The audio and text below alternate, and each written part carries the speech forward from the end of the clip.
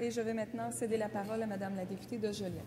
Merci, Madame la Présidente. Alors, à mon tour, je suis très heureuse d'appuyer au nom de l'opposition officielle cette motion qui est très importante parce qu'aujourd'hui, nous parlons d'une seule voix, une voix unie, une voix forte, celle de l'Assemblée nationale, mais à travers nous, bien sûr, celle du Québec, qui veut se tenir debout face à ces compressions dramatiques pour l'avenir du diffuseur public.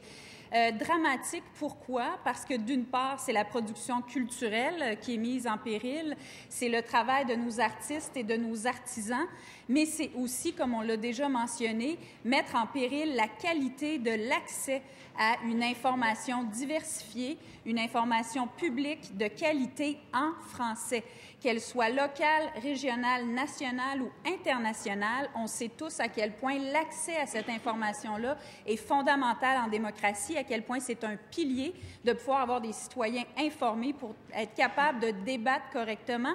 Et il y a, par les temps qui courent, de nombreux débats. Donc, nous avons besoin de cette information de qualité partout au Québec, partout dans toutes les régions du Québec. Déjà, ces compressions dramatiques sans précédent se font sentir, des pertes d'emplois, des pertes d'accès à de l'information en région notamment. On a même vu jusqu'au costumier qui est mis de côté par le diffuseur public, alors que c'est un symbole d'énormément d'années de patrimoine, de culture au Québec. Alors, c'est rendu très loin et aujourd'hui, c'est important qu'on se fasse ici à l'Assemblée nationale le relais de ces milliers de voix qui se sont fait entendre il y a une dizaine de jours à Montréal, mais partout au Québec, en soutien aux gens de Radio-Canada, aux gens dont les emplois sont directement touchés, mais surtout en soutien à ce diffuseur public, à ce pilier, donc pour le rayonnement du Québec, des francophones du Québec. Et donc, je suis heureuse qu'on puisse se faire le relais de ces milliers de voix et envoyer un message clair au gouvernement fédéral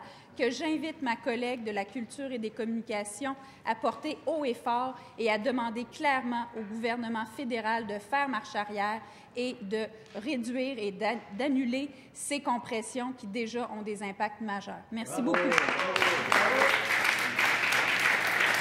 Alors, merci beaucoup, Madame la députée de Joliette.